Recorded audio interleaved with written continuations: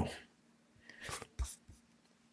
Hi, everyone. Welcome back to the podcast. Today's episode is all about how enterprise team can stay efficient and in control as workflow get more complex, especially when you trying to reduce costs and maintain governance and still want to move fast. I'm Karajan Ilgar, founder. We're focused on practical tools and automation to help business run more efficiently. Today's our guest speaker is Ty Rock from the Checklist Pro. Um, and the Checklist Pro is focused on helping organizations standardize complex business process inside of ServiceNow, improve accountability, reduce unnecessary licensing costs through non-code approach. So we're going to talk about workflow standardization and the government without necessary complexity, and how team can stay efficient while enabling more people to get work done. Right, Ty, thanks for making the time for our podcast today. Thanks, Karshan. It's good to be with you. Thanks for All having me. right, cool. All right, thanks. So just as a kind of a start, uh,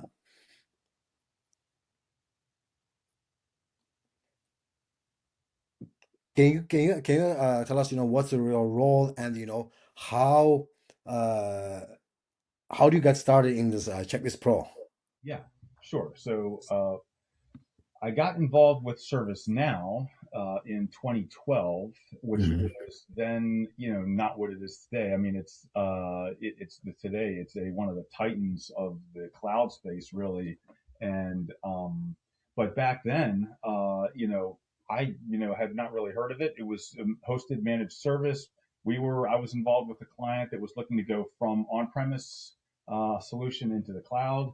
We did some evaluations, selected ServiceNow, and as I got into using it, I was like, wow, this is really something. By the way, my background, I'm sort of a lifetime developer. Been running on a lot of, doing a lot of, programming over the years, and got into ServiceNow. And I was really impressed with the tool and the platform and its ability to, help folks like me really just focus on solving business problems while they handled a lot of the architectural things like high availability, scalability, that sort of thing. And I'm in the DC metro area, and I was doing work for U.S. Government on a U.S. government contract, and Hmm. I was part of that initiative, and spent probably 5 years, working for a uh, consulting and implementation partner, helping in the government space there, and did a lot of community work, sharing with other folks. That's what ServiceNow is really big for, the community. Thankfully, it's very open and friendly, and people share information. And I had enough people kind of just encourage me to say, you should really break out on your own and do this for yourself. And I'm like, I think after 5 years, I realized that they were right. And Yeah. I formed Tiger LLC, and then and after 2 years after that, so it was 2017, and then 2 years after that, we had been I had been on the platform for a while, obviously at that point, and I realized, hey, there were certain things that were, I was seeing patterns emerge, and I decided, I think this, becoming a ServiceNow partner is actually good. Not only I independent, an entrepreneur, but let's get part of this partner program and let's build an app. Let's be in that part of their partner space, because they have consulting and implementation, they have build, they have resellers and training and all this, different partners, options. So that was something that I felt like we had an idea. We saw some gaps in the market, some things that just were going to be able for us to tackle, and we thought that we'd have a little niche there, and so that's what we did, and then we Checklist Pro was born in 20, became into the store in 2019, and we've been growing ever since. And it's a no Awesome. low code tool on top of the ServiceNow platform. Any ServiceNow customer, in our opinion, because it's a platform tool, everybody should have it. That's just our opinion, because it helps you uh, do the work that you're doing for your implementations, faster. You don't have to recode things for all the different UIs. We handle that for you. You can customize, through the use of our checklist, put a checklist on any form that you want. That's the way to customize it. Looks like you customized it, but it's actually not customizing the underlying code. It just looks like it. And so it gives you that, cost savings ability you make because you can reduce the license counts, reduce your risk from overprivileging users, and the time savings comes in because we have a lot of pre-built solutions Hmm.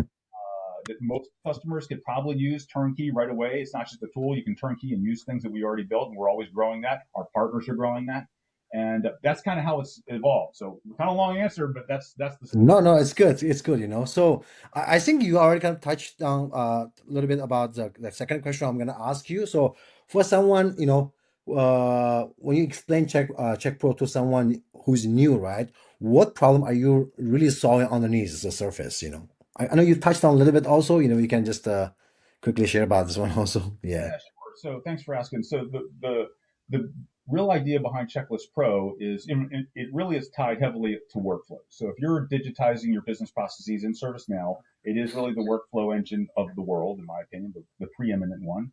And people have been adopting that. And so what happens is a lot of times you're using ServiceNow's out of the box capabilities, which are great, but we augment those and we give you alternatives that can be cost saving because it's ServiceNow can be expensive Yeah. and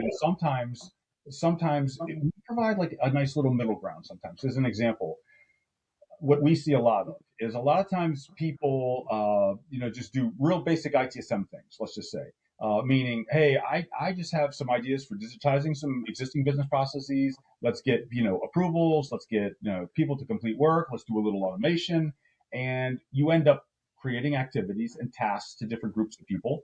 And sometimes the only thing some of these people are doing in ServiceNow are those task assignments to complete work activities in these workflows. Well, they're not really using all of what a role would give you the power to do. So Mm. you're kind of overspending for that, for just giving them a certain role in ServiceNow to do basic workflow activity stuff. Uh, so we address that. We could say, now you don't have to give a role away for that. If all you're doing is completing work in a workflow or want to just approve something and you're not looking at like reporting data and you're not using other ITSM applications or you're not doing any CMDB work, these are all things that, like, for instance, ITIL users would use, a certain role type of users. And if you're not doing any of that, and if you just give them the roles to do that, even though they're only using a small segment of that, that's a risk, and B, that's a cost. And then Mm. factor in, hey, there's a lot, ServiceNow has a lot of different UIs that they Yes. and you'll have to build something maybe slightly differently for each of those cases that whichever UI is being used.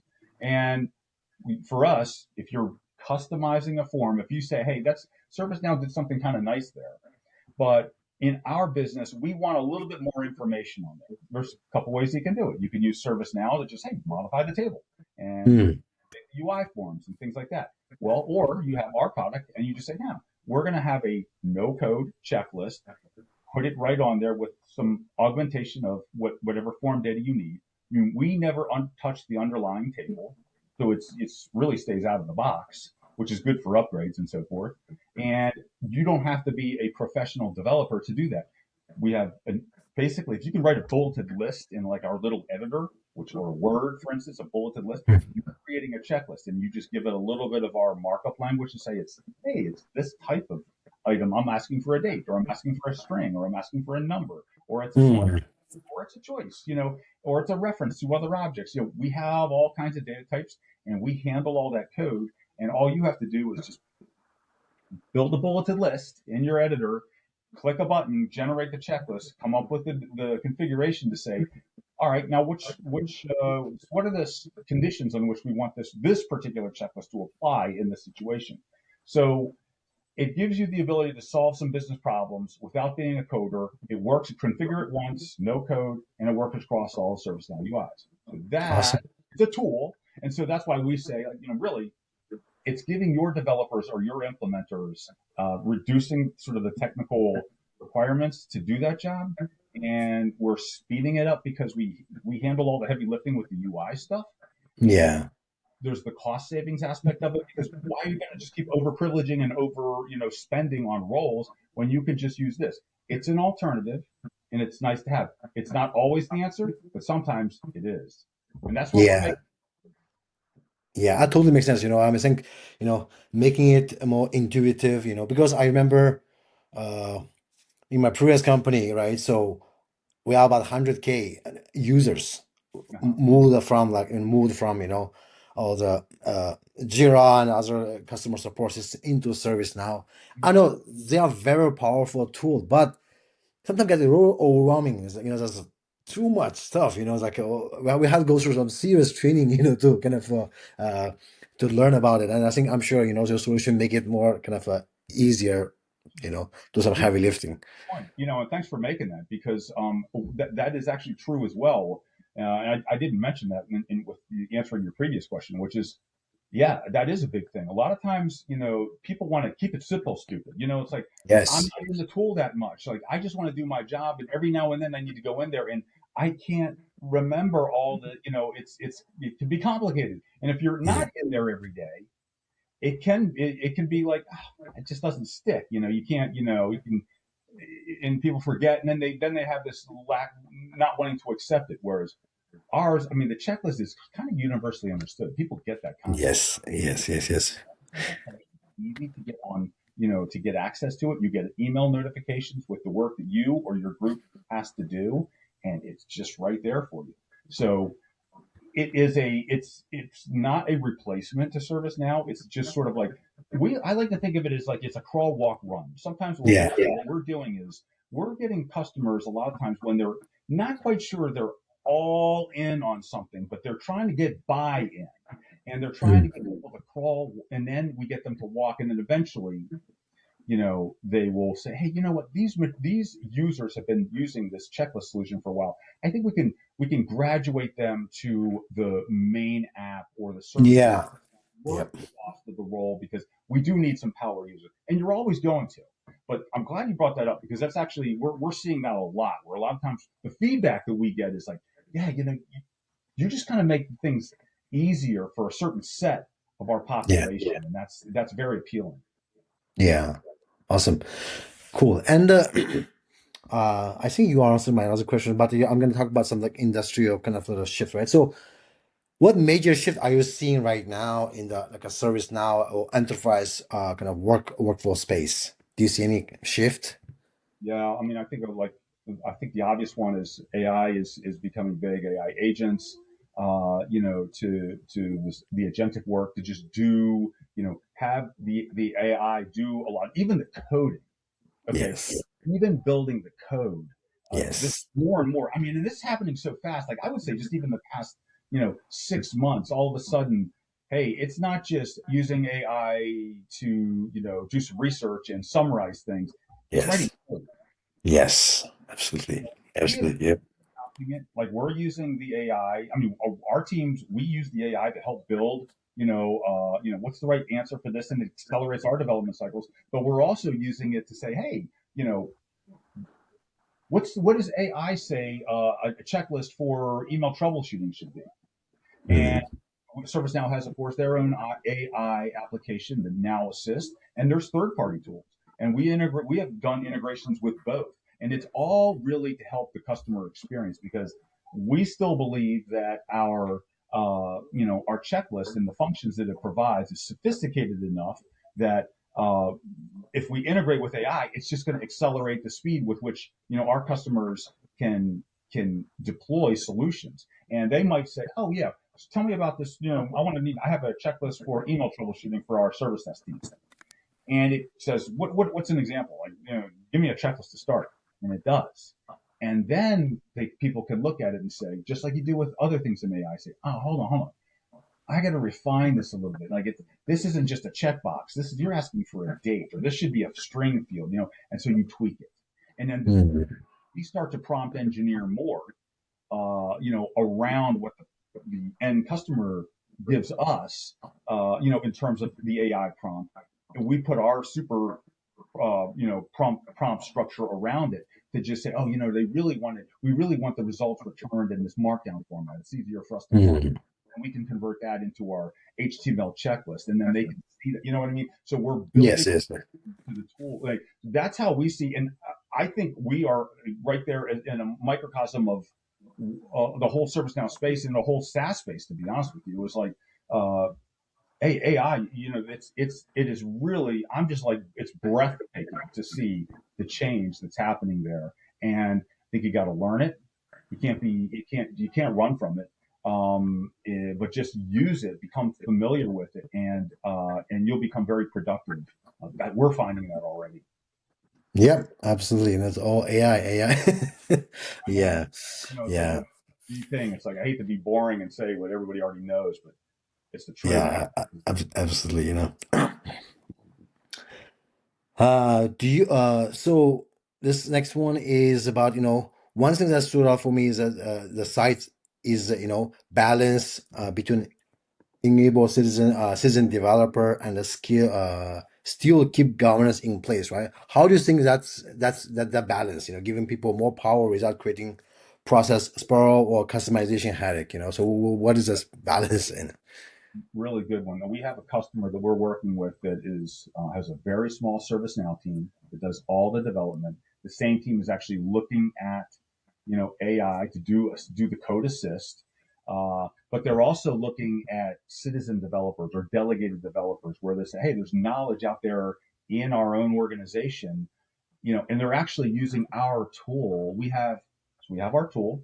I hate to keep plugging it, but we have our tool, and it has a delegated developer solution, pre-built solution. We just say, hey, if you're doing something simple, and you want to have people that are not steeped in ServiceNow knowledge, but you want them to create basic services. Let's just say, hey, you know, I need to, I want to be able to create a catalog entry that will do, a mail server creation or, something like that. And maybe you're really knowledgeable about all the steps that are involved in either like creating a mail server or adding a data store or whatever, whatever. It doesn't have to be IT, it can be whatever.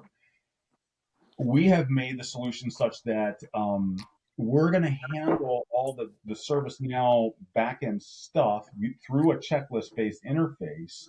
The customer, these delegated developers, they just have to know a little bit, just have to know how to create our checklists. They do that. And we have this very simple premise. We have pre-built workflows that they choose. They say, yeah, Hmm. this one's going to have some basic form input. Like, what do you need to ask the person to get this thing going? And then it's going to come into the workflow. And we have a very simple workflow setup that they just use and say, hey, is there an approval required by this? What kind of approval? What's the group?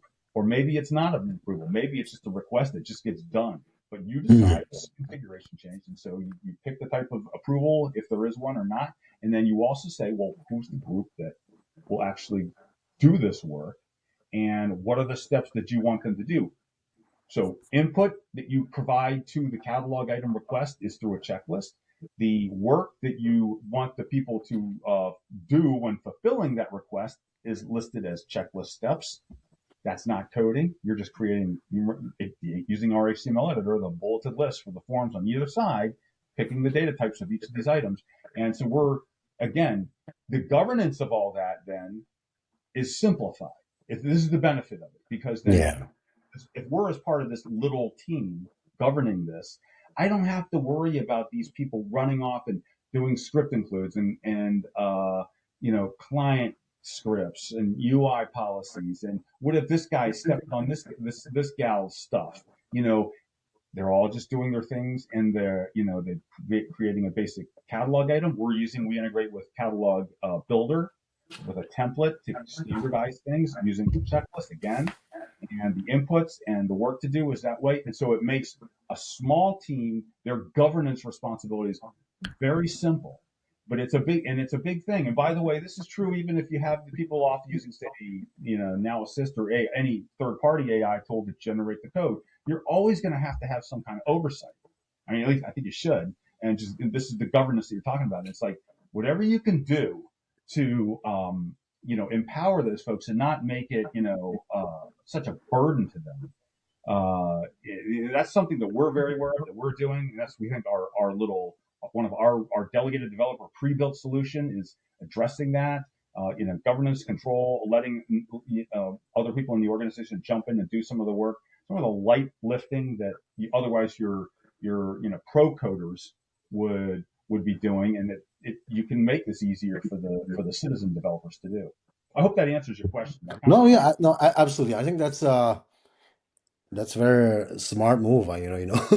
It's offload some work, but you provide kind of a framework that their own knowledge, not expert coming to fill up whatever they need. I think this is great. So I know we talked about AI a little bit earlier, right? So how does AI helping the workflow environment? But I think you kind of answered this one. So where do people overestimate it in AI? Yeah, where do they overestimate it? I think that you're only if you don't have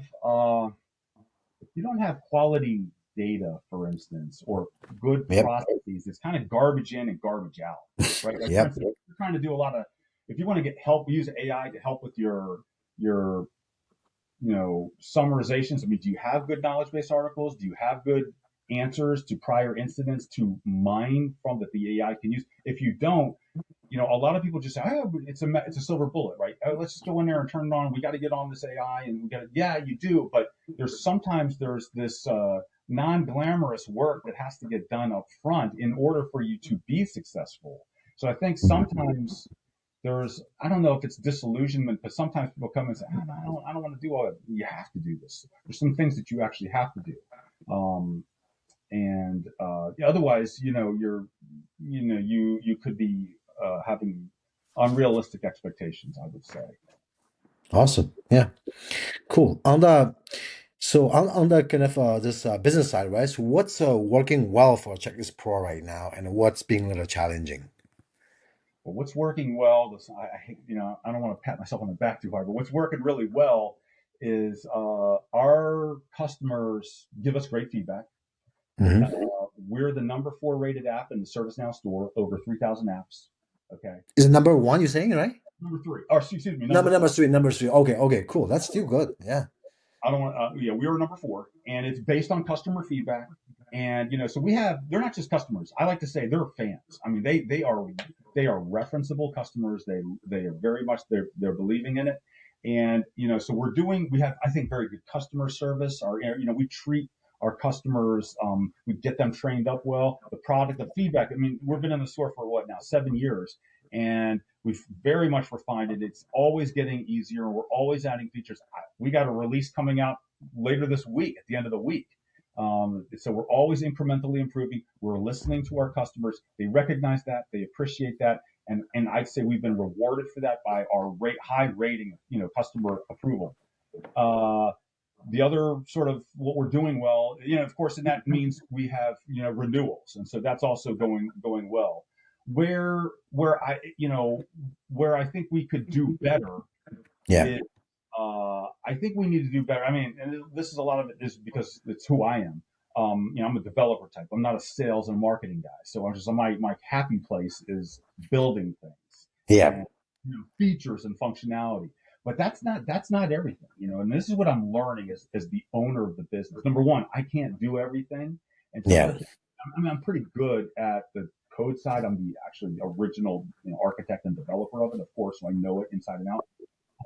Uh, the marketing and sales, I mean, that's really big and important. And we're getting, some outside help with that. And I'm realizing if you have a great product, if people don't know about it, you don't position it well, articulate its message well, uh, it can fall down. And so one of the things that we're trying to do, we're really active in, I've noticed a big win for us is we are actively building out what I would call is our partner program. Hmm. Will partner with ServiceNow. One of the other types of partners are these consulting and implementation partners.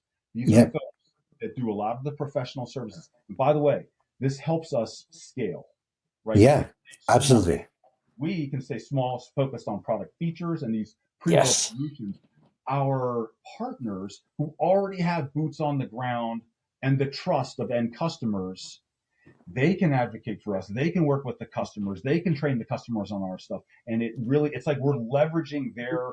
Are we leaving money on the table? Of course, yeah. I mean, that would be work that we could otherwise get, but we're happy to do it. We're happy that our partners have access to that. And we have some really great partners that are just doing great things and actually, I'm impressed, and great customers too, of course. They're just amazing us with what they're doing. And that's a key to the success, but it's got to be more than just even partners. We got to go further with, electronic, advertising and sales, and that for us. That's going to be big. Yeah, that's awesome, and my kind of last question is, just where do you see yourself, from 6 months to like a 12 months, I see a couple things. That's kind of a boring answer, but I see us just continuing to add more features. Like I already know, like I always have a list of how this is what we need to do next, and we're listening. We're listening to what customers say or need, and we're hmm either building it directly into the product, or we're building pre-built solutions ourselves, or we're letting our partners know, hey, this is an area of the platform. Like we've done, we have not yet done, to my knowledge, Yes. HRSD implementation. I would love to do that. The HR side. I would love to, find a customer that has an HR use case. Again, I think we have a platform tool, but when it's like once you do one, then you can talk more intelligently about like, hey, Yep. here's so we have to kind of keep branching out into all the verticals that ServiceNow, the platform supports. I want to see us do that. We're going to do that through our partners. We're going to, of course, openly go after customers and customers ourselves too.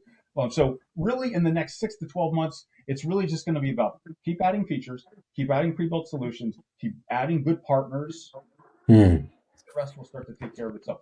And, along the way, we have to figure out a way to, you know, bring in, get some really good, marketing and name recognition, and that's an area that's honestly just it's a mystery to me. It's like I need help with that. So as Yeah. we have to grow and we do that right, it's just gonna yield a lot more for us. I believe. Yeah. Awesome. Awesome. Thank you. Ty just being has been very, very great, So I appreciate you being, how podcast perspective, I appreciate, how practical your perspective is, right? Especially grounding on the standardizing the work, control the complex, and helping team get more value out of the enterprise workflow system without just piling on more costs, right? So for people who is listening, want to learn more about the Checklist Pro, right? Or follow what you're building, right? Where is the best place to go? Website or any Go other to the source? web. I'd say go to the website. It's checklistproapp.com, checklistproapp.com. And you can look for me on LinkedIn, Ty Roach. And, that from there you can find, we have Checklist Pro LLC is our company that does a lot of, sort of end customer facing, training, working with partners, custom builds. And then Tiger LLC is the original company. So there's two companies here. There, I'm running them both, and that's the partner that works on the app that builds the features. And so yeah, that's little the internal minutia, but Yeah, yeah. Yeah, you're gonna find both. yeah, awesome, awesome. Thanks for sharing this one again. Thanks for being here today. Sharing your insight. We learn a lot more about the Checklist Pro and how you can add value to people to mix it, mixing it more simple for the on the service side of So, thank you for being here today. Thanks, Katarzyna. It was great being with you. I appreciate the opportunity. All right, thanks.